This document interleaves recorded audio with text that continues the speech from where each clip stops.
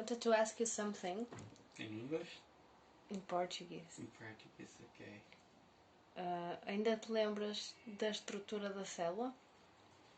Primeira pergunta, ainda te lembras que havia células procarióticas e células eucarióticas? Sim. E todas as células têm uma membrana? Sim. Mas nem todas têm um sistema endal membranar lá dentro. Sim, então assim, núcleo é a mesma coisa? Não?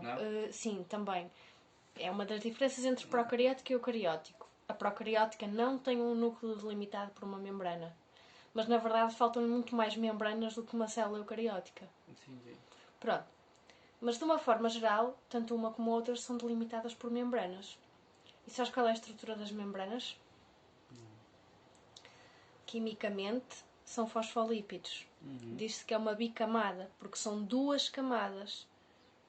Estas bolinhas aqui, Tá.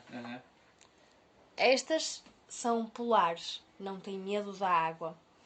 Ou seja, estas estão em contacto com a água, estas cabeças estão em contacto com a água. Entendi. Estas perninhas têm medo da água. Entendi. Então diz que estas são hidrofílicas e estas são hidrofóbicas. Entendi. Fóbicas de fobia, têm medo da água. Então, na verdade, a estrutura de todas as membranas é constituída por fosfolípidos, não é só a membrana citoplasmática. Quando estás a olhar aqui, estás a olhar para uma célula inteira. Ok? Aqui dentro é o citoplasma. Falta o núcleo, falta o aparelho de Golgi, falta a mitocôndria, falta o cloroplasto. Mas isto é uma célula. Posso fazer uma pergunta? Podes.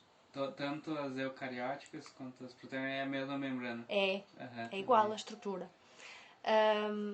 Lá dentro é que depois varia. No caso de uma célula procariótica, ela não tem núcleo. Entendi. E não tem o resto das membranas. Então, na verdade, hoje eu não ia falar da estrutura da célula.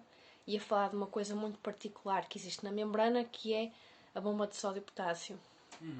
Que é uma coisa muito fixe. E ao lado aqui desenhei um neurónio. Porque o neurónio é uma célula. Pode ter uma forma um pouco diferente do que estamos habituados. Se calhar, ou projetamos mentalmente. Normalmente esquematizamos as células desta forma redonda, mas o neurónio tem esta forma especial. Não deixa de ser uma célula, não deixa de ter um núcleo ali e não deixa de ter a membrana citoplasmática à volta, que tem esta estrutura química. Então, uma coisa interessante que acontece é que nas células existe uma proteína que se chama a bomba de sódio e potássio. Como diz o nome, ela é capaz de tirar 3 sódios e meter 2 potássios dentro da célula.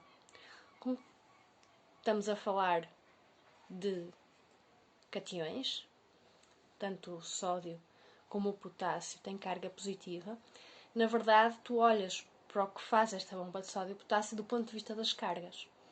Se eu tiro 3 cargas positivas, mas não meto lá as 3 de volta, só meto 2, então o balanço aqui dentro fica negativo, que faz com que a célula fique com uma carga negativa cá dentro.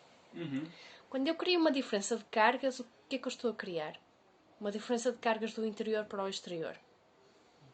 Uma diferença potencial, que é a base para a corrente elétrica.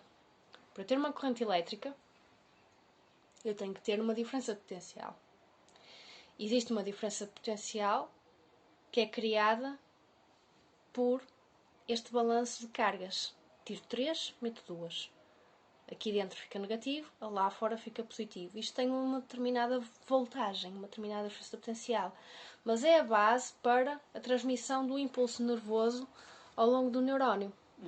Porque toda esta transmissão aqui é elétrica e só aqui nesta parte final da sinapse é que é química. Então é um exercício muito interessante do exame de 2014.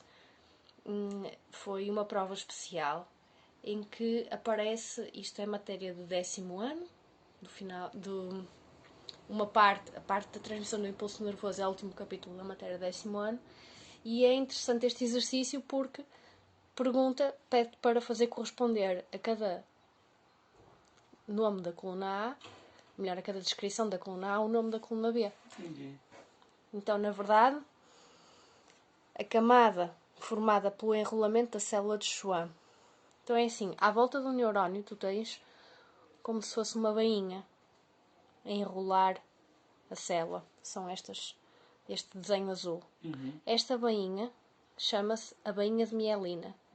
No seu conjunto total, porque individualmente é uma célula de Schwann que enrola o neurónio, outra célula de Schwann que enrola o neurónio, outra célula de Schwann. Estas zonas entre a bainha são os nódulos de Ranvier. Isto tudo é o axónio, o corpo celular, o núcleo. E ali as sinapses. Então, na coluna A, camada formada pelo enrolamento de uma célula de Schwann.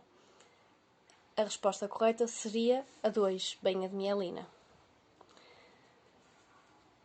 Zona de interrupção da bainha que envolve a parte do neurónio é o nódulo de Ranvier. A zona do neurónio onde se encontra o núcleo é o corpo celular. O axónio é toda esta estrutura. Então eu diria que o axónio é a ramificação longa do neurónio e estas ramificações curtas do neurónio são as dendrites.